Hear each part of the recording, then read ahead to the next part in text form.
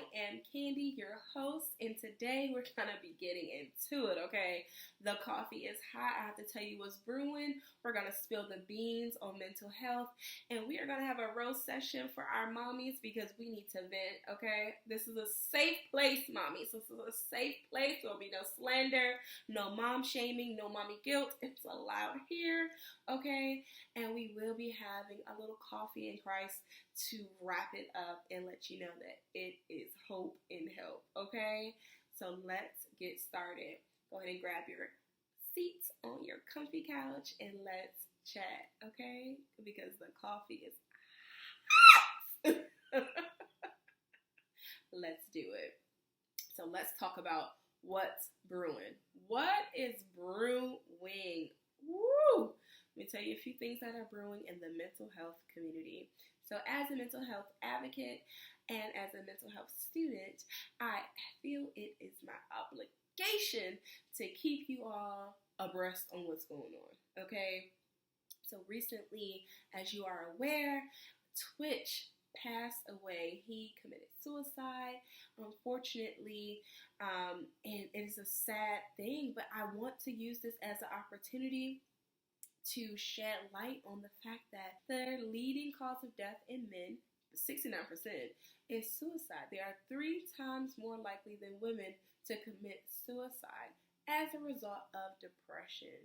And Twitch, the beautiful dancer, the beautiful in-studio DJ on The Ellen Show, committed suicide on December 13th, and he was suffering from high-function depression, which is major depressive disorder. And it sparked a conversation in the community. And when I say in the community, I mean both the Black community and in the mental health community, because everyone who knew him was completely surprised and shocked that he was ever feeling any type of overwhelm, any type of anxiety, any type of angst, any type of frustration, because they only knew him to be the very happy, very strong friend, very supportive, always laughing, always bubbly, the one that would light up the room with his smile, always had a joke, and they were all surprised.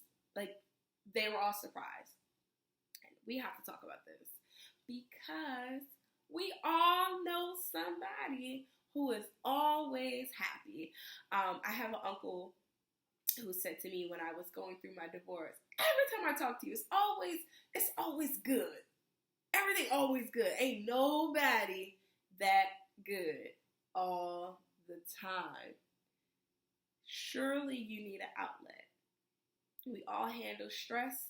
We all cope with stress differently, but we are throwing away our Wonder Woman capes in 2023. We are throwing away this idea that I have to be the strong woman. I have to be the strong friend. We letting it go, okay? I want to take this opportunity to tell you all, it is okay to not be okay. It is okay to say I need help. It is okay to find help and hope. It is okay to say, this ain't it, bruh. I'm sick of this. All right, I had about enough of this. And I want to tell you that major depression disorder, which, you know, in our community we call high function depression, because, you know, we Black and we still got stuff to do. You know, we don't have an opportunity to sit a lot of times in our grief or in our frustration or in whatever is making us feel anxiety. We don't always have a lot of opportunity to do that because we are expected to put our shoes on, put our pants on, get to work, get these kids to school, you know, and do what you have to do. And especially as a woman of color, I've heard so many times, you know, like, your life ain't no harder than mine. When you do try to open up and say, hey, I'm down bad today. I'm going to need a moment. You're not always greeted with it's okay, take your time, let's talk about it, what's going on. You know, you're not always greeted with that. So I wanted to take a moment just to tell you what major depressive disorder, what high functioning depression looks like, okay? It is not I had a bad day. I've been having persistent bad days over a course of time. It's actually clinically described as having 5 or more depressive symptoms over a course of time. So we're talking about several weeks. We're talking about a little over a month and on.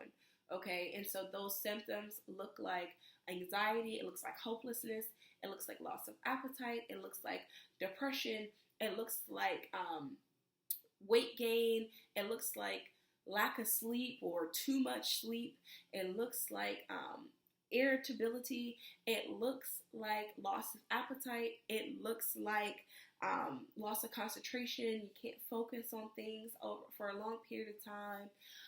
You might be hyperactive. It looks like a lot of those things, but having at least 5 of those symptoms over a period of time, maybe you might want to put your finger in the air and say, something ain't right. Okay? And find hope and help. Get you a spiritual leader. Get you a therapist. Call 988 to the crisis line. Call someone and say, I'm not okay, but I want to be. Okay? Because we got to stop being so dang on strong. Okay? I'm trying to have a mind like Christ, and I can't do that if my mind is overwhelmed and my life is loud and I need to breathe. Okay? So we letting go of the strong man, strong woman, the independent woman, the I don't need nobody, I can't depend on no one, I can't lean on no one. No, we leaning. Oh, we leaning in 23. We telling somebody, look now, I done had about enough. Okay? So that we can get help. Okay? And as a suicide attempt survivor, I did try to commit suicide my own self back in 2016. And, thank God I'm still here. I'm here to tell the story. God was not done with me, but that's not everyone's situation. And so I really want to take the opportunity to tell you all, please, if you know someone who's experiencing those symptoms that I mentioned, if you've seen them, or even if it's you, please pick up your phone. We want to help you. There are people who want to help you. There are people who love you. They want to see you well. They want you to see you strengthened and encouraged. And listen, let me tell you something. It gets better, okay? I promise you it gets better. It's taken me so much time to be able to tell people, look, I was not always okay. And there are even times where depression will sneak up and I have to be like, we're casting that down today. I got stuff to do. We're going to take a moment. We're going to breathe this in and we're going to acknowledge that I'm not feeling it. But no, because I'm overcome by that, right? And y'all know I'm a believer, okay? So I do believe that we are overcomers by the word of our testimonies, but we also have to use wisdom, y'all, and we got to get help when we need it, okay? Get help, okay? So if anybody, look, if any among you are sick, call on the elders. If you're not in a church, find a church. If you have a church and you don't have an auxiliary or a ministry within your organization that can help, call 988. Get on the crisis line. Okay, if you don't feel like you have a trusted companion or someone you can talk to that can point you in the direction, because you still do need help, okay, this is not something that is just going to go away because you said, I feel better, or I don't want to feel like this. You have to actively work on your mental state. You have to actively put in the effort and the intention to regulate this mind, okay? Now, the Lord is a mind regulator, but we got to do the work. We have to acknowledge that something is not regulating, and so that we can get the proper help we need, all right? So that is what is brewing in the mental health community. And listen, while we're on the subject of celebrities who are in need of mental health assistance, let me tell you what's brewing with this whole Megan Thee Stallion, Tory Lanez, and Kelsey drama, okay? There are no winners in this. I believe they all are going to need help Their families are going to need help to some capacity. Hear me out. I'm not here to advocate for anyone. I am just here to say this situation was another thing that in our community shined a light on so much, okay? First of all, with Megan Thee Stallion, she was shot, right? And she suffered through the fact that she was shot, and she wrestled with saying something or not saying something, being afraid of the police, trying to protect a black man, trying to protect her assailant, trying to protect her image, not wanting to be scrutinized, and all of those things happened to her anyway. As a victim, her entire life was called into question. Why did you do it? Well, what did you say that provoked this event to happen? What were you wearing? Who were you sleeping with? I mean, we heard so many things that really was none of our business during this trial, that she's going to have to unpack all of that. And I do think she's going to need to talk to someone, okay? Tory Lanez. Let's get into this. Now, the trial was a mess. The evidence was a mess. But either way, they found him guilty. And 22 years is a tough bid. It's a tough bid. I have a family member, my brother actually, who has been in and out of prison for over 20 years. And I have seen firsthand the results of someone being institutionalized, and how there is not a lot of rehabilitation for fellas. Now, he got a little money, so he might have a different experience, but it is hard. And he has a son. It's going to be hard on those babies. It's going to be hard on the family. He goes to sentencing in January, and all we can do is pray that they will all have the strength and the mental fortitude to get through this bid, okay? And that Kelsey, the story flip-flopping, it's clear that she is afraid of something and that she's protecting something, so we finna pray for her too.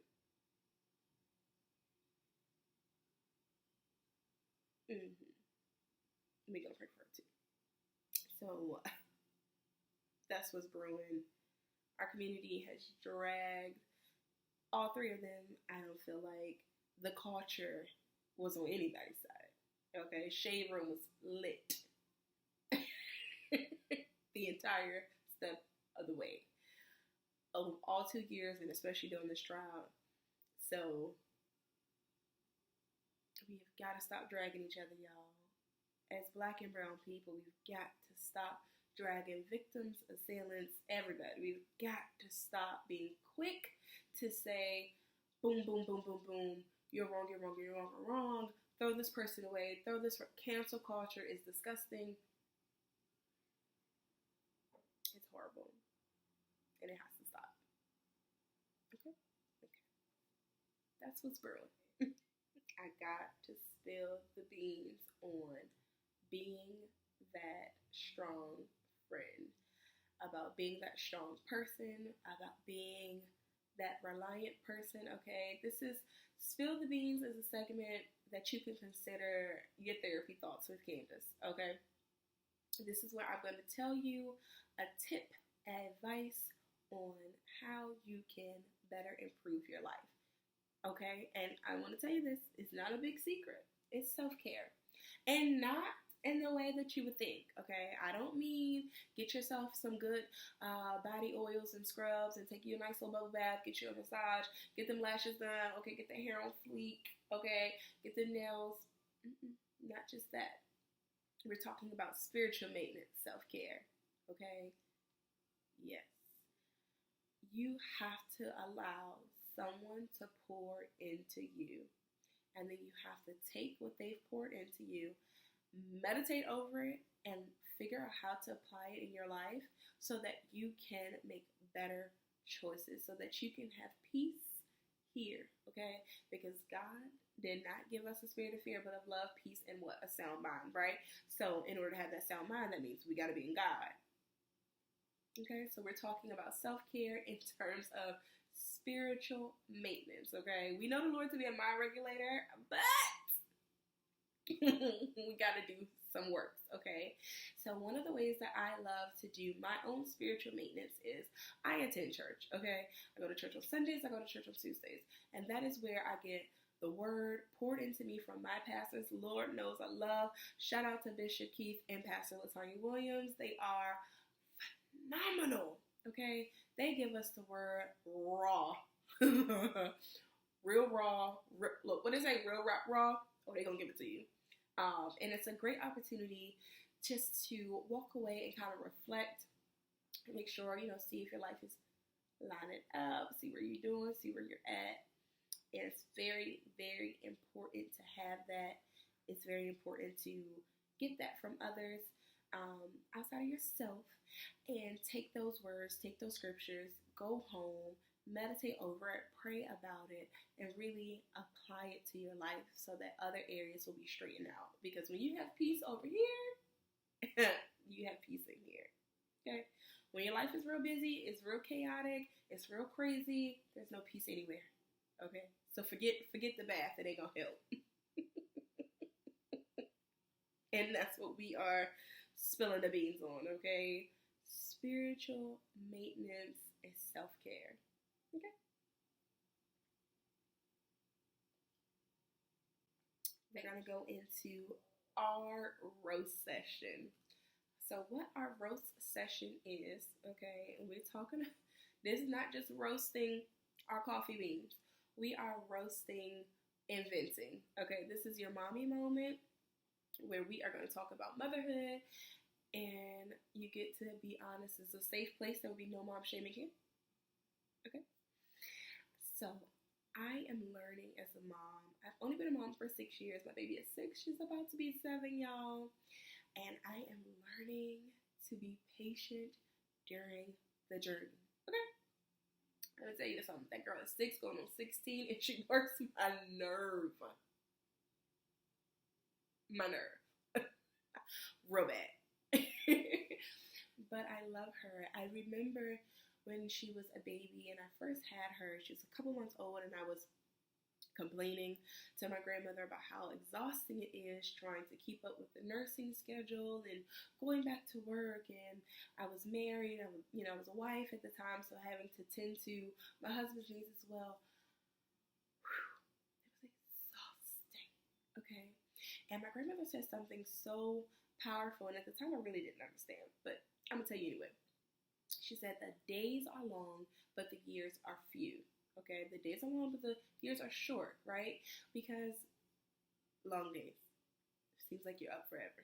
Okay, still up forever, but it flies by. If the years are short, like she's about to be 7. It's crazy. Before you know, she'll be 10, and then 15, and then 18. I'll be doing a high school graduation. We'll send her off to college. Like it goes so fast. So enjoy the journey and be patient with yourself, because as they are growing, as they are changing, you are changing too, sis. Yes. You know how many things has changed since my baby was born? Well, for one, I'm no longer married. I done went through a whole divorce. We done went from living in one home to moving with my parents to moving back home. We have been experiencing all of these highs and lows together and trying to maintain the balance. And she got all these activities. She's a cheerleader. She got her friends. They got birthday parties like every weekend. And then I got my own stuff too, because I'm trying to get my life together. Okay, I have work. Okay, I'm in school. I'm trying to better my life. Okay, trying to get this degree. Okay, so I can be licensed and we can really have therapy for real. Okay, so it's a lot of balancing acts going on, not to mention I'm also in a full-time ministry, and so that requires a lot of servitude, that requires a lot of volunteering, and so, baby, we be tired. And so sometimes we can be short. We can be short with our patience. We can be short with, we need it right now, with our tempers, and with ourselves, and we forget to give grace. Baby, you kept that baby alive another year. You made it through the week. You made it through the day. Pat yourself on the back, okay? I am proud of you. So just be patient. It gets better. Episode by having a little coffee with Christ. Okay, I want to share a scripture with you. One of my favorite scriptures, which is Joshua 1:9, and it reads, have I not commanded you to be strong and courageous? Do not be afraid. Do not be discouraged, because the Lord, your God, is with you wherever you go. I want to remind you all that He is your God, okay? We claim Him. If you believe who I believe in big G, not little g, big God, okay? Big God, big gangster, okay? Listen, I am a friend of Him, and He's a friend of me. He is with us even to the end. He wants to be that mind regulator. He wants to be that support system. He wants to be all that you need Him to be. Like, even when your friends aren't doing it, your mama, your daddy, your baby daddy and them, your coworkers, all of them, all of them, okay? He said, I'm not them. I will not treat you like men. I will be closer to you than your mother. I will hold you tighter than a brother. Look, lean on me, right? He did not give us a spirit of fear, but of love, peace, and a sound mind. So we gonna be all right, okay? We gonna be all right. So I wanted to share that with you. I hope you enjoyed this episode. I encourage you to like, comment, subscribe, turn on your post notifications so you never miss a little coffee and a little chat.